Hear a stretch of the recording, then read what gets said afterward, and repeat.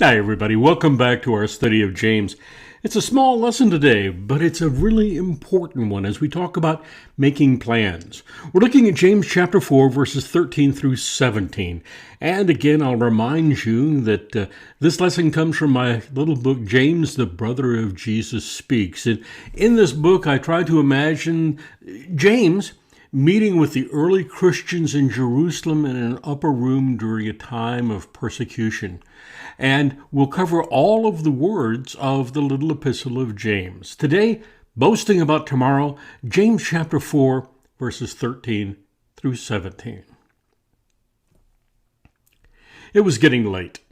The room was warm, and the smoke from the lamps was making people drowsy. As they fidgeted, some began thinking about tomorrow. It was going to be a busy day. There was business to think about. And the teacher smiled and arched his brows, saying, "Come now, you who say, today or tomorrow we will go into such and such a town and spend a year there and trade and make a profit. Yet you do not know what tomorrow will bring.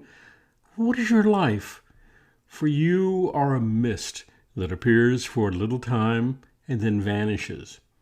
Instead, you ought to say, if the Lord wills, we will live and do this or that. As it is, you boast in your arrogance. All such boasting is evil. So whoever knows the right thing to do and fails to do it, for him it's sin." James 4, verses 13 through 17. James wasn't talking about the sin of making plans. He was continuing to talk about the dangers of all persuasive pride. Here, pride manifests itself when we imagine we are in control of our lives.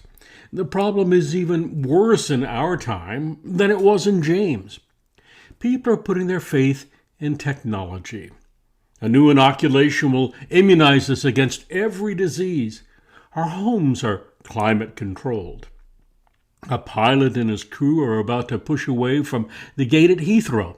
The latest weather reports over the Atlantic are predicting storms.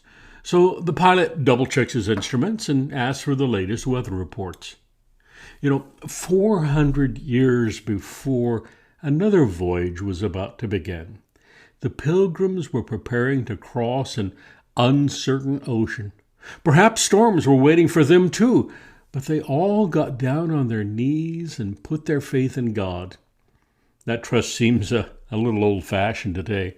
We trust in technology rather than remembering God is in control. And that as a result, we don't see the need for God, at least in our day-to-day affairs, but that is when we need Him most. The Lord must be the center of our lives, not just another spoke in our wheel. Think about it. Just like the spokes of a wheel radiate out from the hub, the center, so our relationship with God drives everything else in our life. Our faith should be both intimate and immediate. So James warns, so whoever knows the right thing to do and fails to do it, for him it is sin. In a life crowded with busyness, we're tempted to put off the things we need to do right now. A life centered on God dictates we make the most of our time. We can't change the past, and the future is still ahead and unknowable. God holds us accountable for this moment, this now.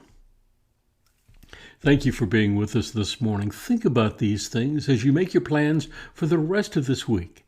Make God the center of your life and let everything else radiate out and bring glory back to Him.